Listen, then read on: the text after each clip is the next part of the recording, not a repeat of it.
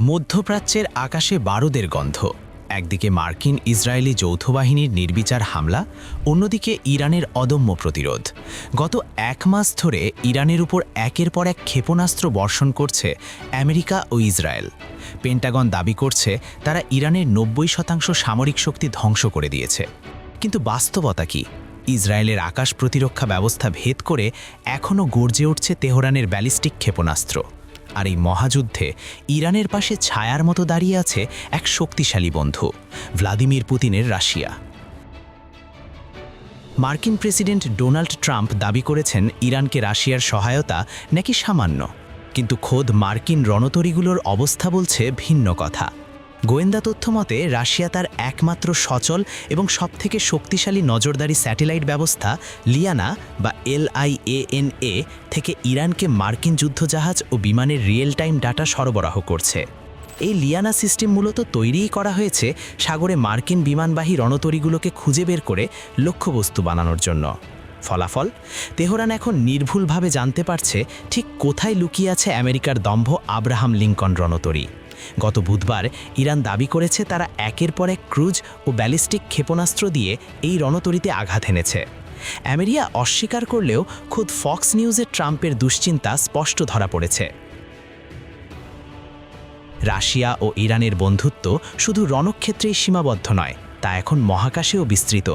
2022 সালে রাশিয়ার সহায়তায় উৎক্ষেপণ করা ইরানের খৈয়াম স্যাটেলাইট এখন কক্ষপথে ঘুরে ঘুরে শত্রুর 1 মিটার দৈর্ঘ্যের বস্তুও শনাক্ত করতে পারছে। শুধু তাই নয়, কয়েক দশক ধরে রাশিয়া ইরানকে উন্নত S-300 আকাশ প্রতিরক্ষা ব্যবস্থা, স্নাইপার রাইফেল ও সাজোয়াজান সরবরাহ করে তেহরানকে একটি দুর্ভেদ্য দুর্গে পরিণত করেছে। ইসরায়েল ও আমেরিকার হাজার হাজার বিমান হামলা সত্ত্বেও ইরানের মূল ক্ষেপণাস্ত্র ঘাঁটিগুলো কেন এখনও অক্ষত? কারণ রাশিয়ার প্রযুক্তিতে তৈরি ইরানের এই ঘাঁটিগুলো পাহাড়ের গভীরে এমনভাবে নির্মিত যে কোনো সাধারণ বোমায় তা ধ্বংস করা সম্ভব নয়। এই যুদ্ধের সবথেকে বড় আতঙ্ক এখন শাহেদ ড্রোন। এক সময় যাকে সস্তা খেলনা বলে উপহাস করা হতো, সেই ড্রোনই এখন কপালে ভাঁজ ফেলেছে পশ্চিমাদের। রুশ ইঞ্জিনিয়াররা এই ইরানি ড্রোনগুলোকে আরও আধুনিক এবং ঘাতক করে তুলেছে। বিশেষ করে রুশ প্রযুক্তির কোমেটা বি অ্যান্টি জ্যামিং মডিউল ব্যবহারের ফলে এই ড্রোনগুলো এখন যে কোনো ইলেকট্রনিক জ্যামিং ব্যবস্থা ফাঁকি দিয়ে লক্ষ্যে আঘাত হানতে সক্ষম। সম্প্রতি সাইপ্রাসে ব্রিটিশ বিমান ঘাঁটিতে হওয়া হামলা তার বড় প্রমাণ। ইউক্রেন যুদ্ধে রাশিয়ার অর্জিত অভিজ্ঞতা এখন ইরান ব্যবহার করছে মধ্যপ্রাচ্যে। ঝাঁকে ঝাঁকে দামি ড্রোন পাঠিয়ে শত্রুপক্ষের দামি মিসাইলগুলো নষ্ট করে দেওয়া হচ্ছে, আর আসল ড্রোন ঠিকই পৌঁছে যাচ্ছে লক্ষ্যবস্তুতে। আমেরিকা ও ইসরায়েল দাবি করছে তারা ইরানের উৎপাদন কেন্দ্র ধ্বংস করে দিয়েছে, কিন্তু সত্য হলো ইরান এখন হিট অ্যান্ড রান কৌশলে লড়ছে। মার্কিন গোয়েন্দারা আকাশ থেকে চোখ সরিয়ে নিলেই সুড়ঙ্গ থেকে লঞ্চার বের করে ক্ষেপণাস্ত্র ছুড়ছে ইরানি যোদ্ধারা।